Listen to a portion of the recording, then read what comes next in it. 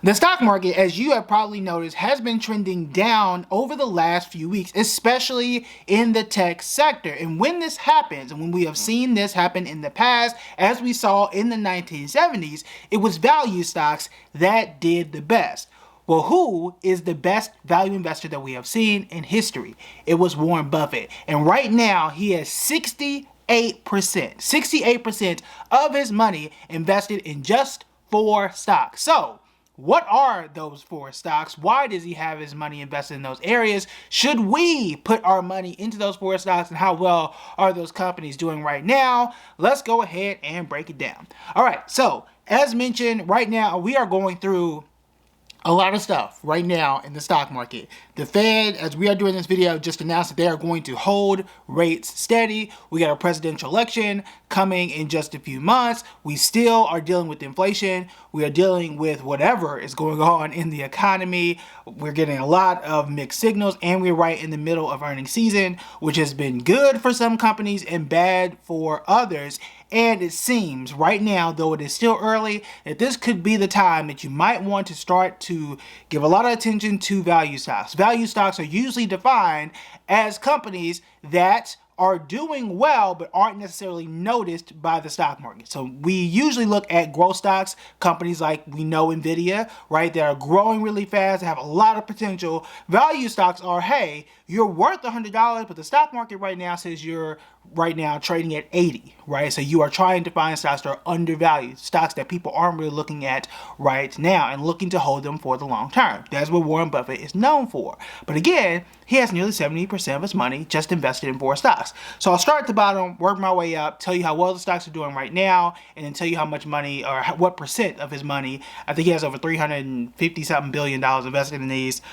So way more than we have, right? But we'll work our way up, and I'll tell you what I think about these. 2 of them were very, very surprising to me. The first one is Coca-Cola. He gets a very big dividend, obviously, for investing in this company. This company is not impressive to me, but he's probably been holding this company for longer than I've been alive. Okay, so we're talking close to 35 years here. But he has about 6.5% of his money invested in Coca-Cola. In the last 6 months, it's up 9%. Last 6 months, up 9%. Oh, last year's down -4%. I'm sorry, I don't care about Coca-Cola. I do not care at all about Coca-Cola. I'm sorry, okay?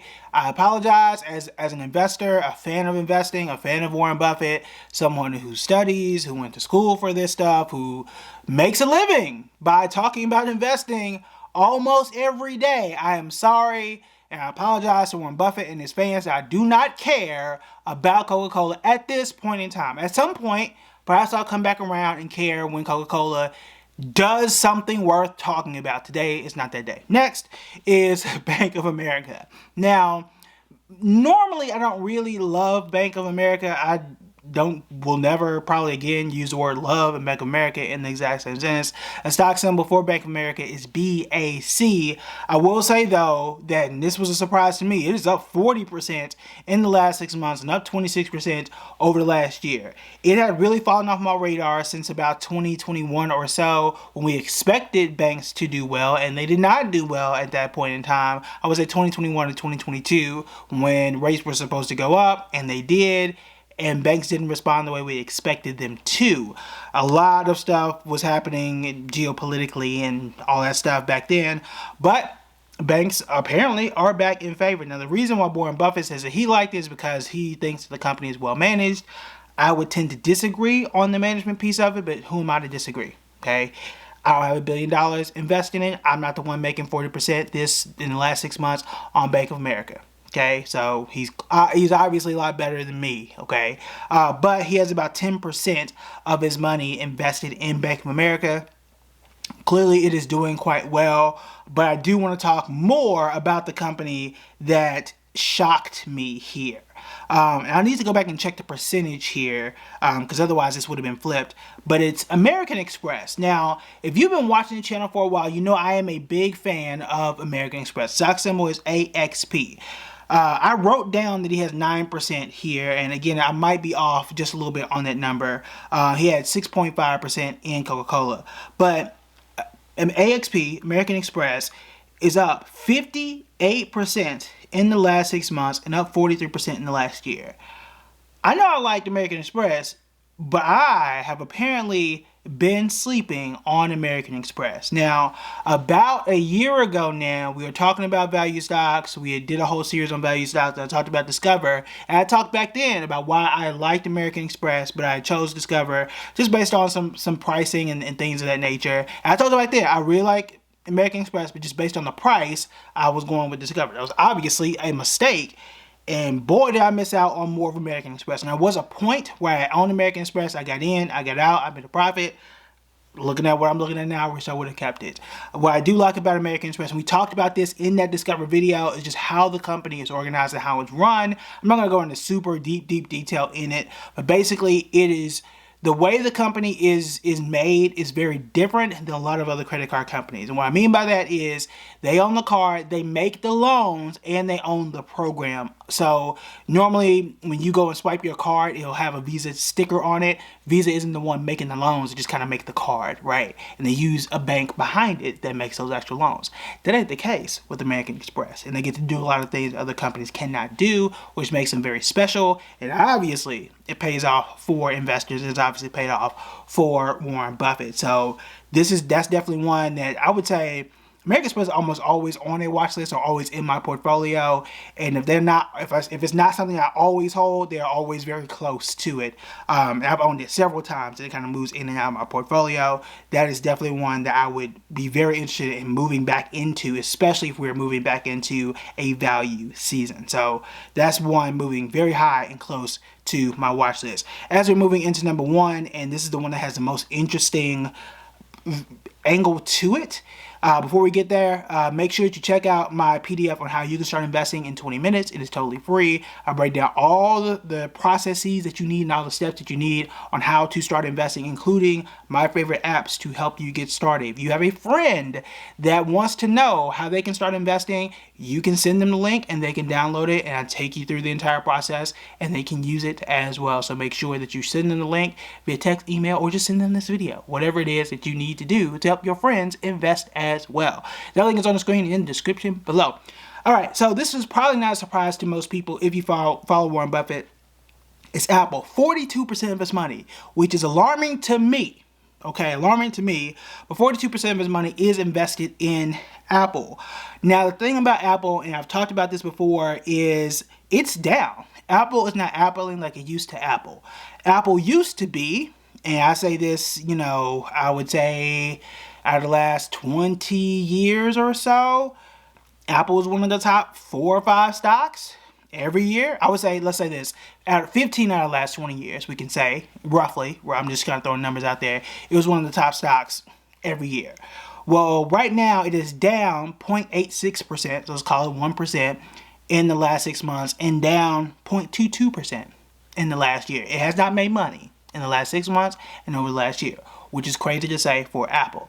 Now, okay, you can argue and say that a part of this is just brand bias. You can say that. But I'm telling you now, Apple, I believe, is still Apple. It still has a good ecosystem.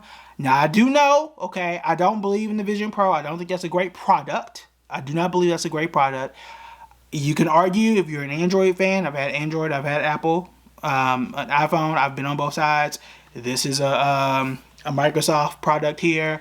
I also have a MacBook, so I'm on both sides, okay? I see both sides. I'm trying to play this down the middle, and I'm on both sides, okay?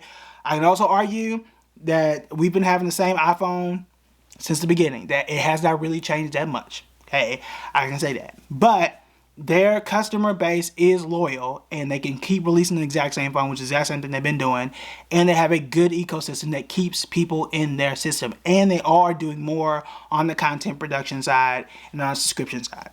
That is an argument that can be made, and I could also say that this could be a great time to start buying cheap, just like we were saying back in 2022 and parts of 2022 when Nvidia was cheap. And I said, look, I'm just buying and holding Nvidia. In 2023, it absolutely blew up. Parts of 2024, it absolutely blew up.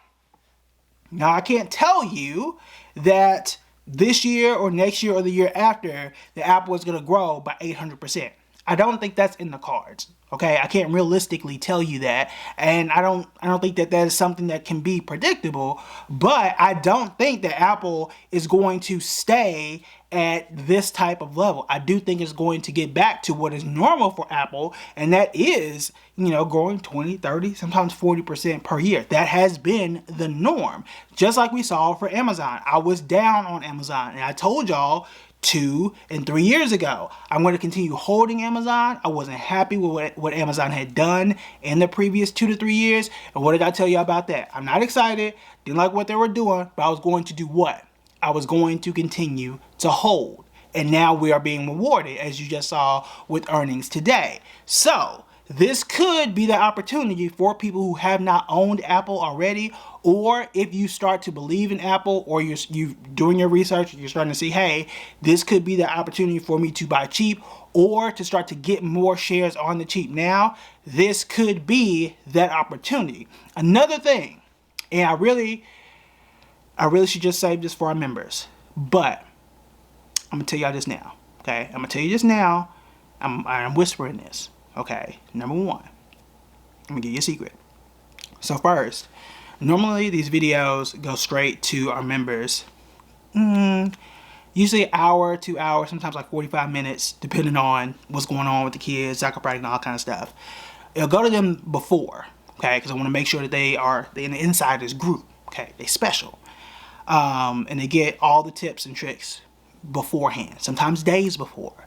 So with that, when it comes to Apple, the thing that you want to know, outside of what I just told you, and why that could be a special stock, not right now, but in the next 6 months, in the next year, in the next 2 years, is this. This is what you want to look for. Look for insider buyers. Okay, if I start to see the CEO, Tim Cook, or anybody on the board, the CFO, Chief Marketing Officer, and again, anybody on the board, if I start to see them start to buy, that is when I am going to take a major sum of money and start buying Apple too. Because again, they work there, they are going to know, and we also have studies that show that when they start to buy, that is when the companies start to do better. They perform better from the time that they buy over the next year, and that starts to beat the stock market when you compare the two. So that is what I would start to look for, because again, the stock is a bit cheaper than what we are used to seeing. So that would be my absolute best tip. And I've saved it for the end of the video because I know what it is. Most people don't sit for the rest of the video. It's about like, I forget what the exact percentage is, like 70% or 60% make it to the end. So that is your tip. Now, the question is, how do you find insider buyers?